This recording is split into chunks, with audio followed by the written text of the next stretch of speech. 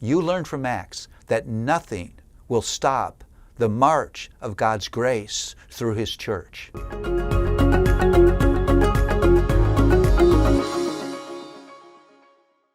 Well, what do you say about Acts other than it is ridiculously exciting? The Gospels are just full of the excitement of the arrival of Jesus. But you begin to see the fruit of His work exploding in Acts.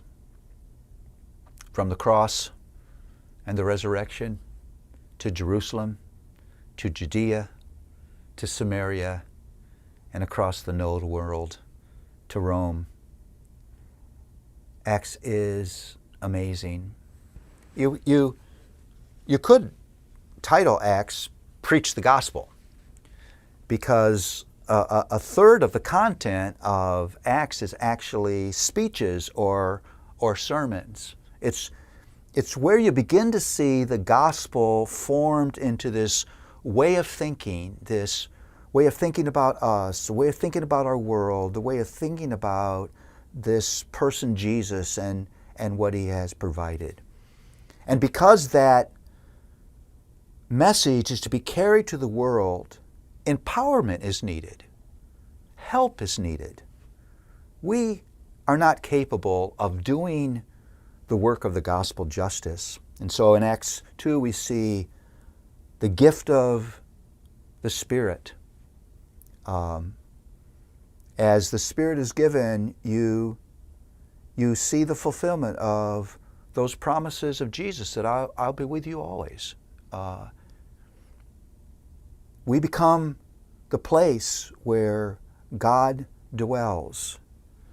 You see very quickly that this gospel is not a gospel of the law. It's a new way. It's a gospel of grace. And it's a gospel that's not offered just to Jews. It's a gospel offered to all people.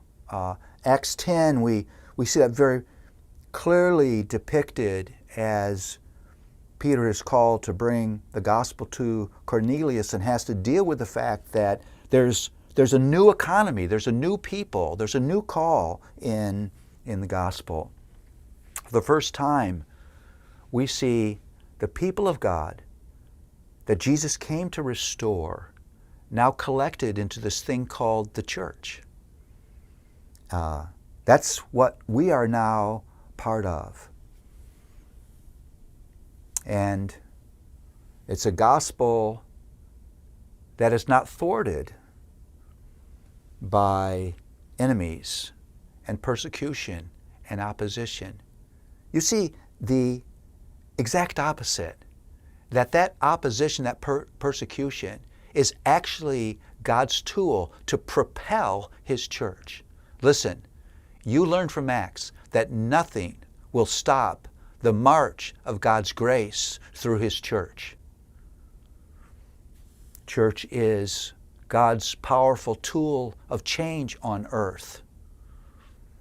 And it actually thrives under opposition. You see, unlikely messengers, and this should be comfort to us all, as you see the rise of the ministries of Peter and Paul. Whenever I read of Peter and Paul and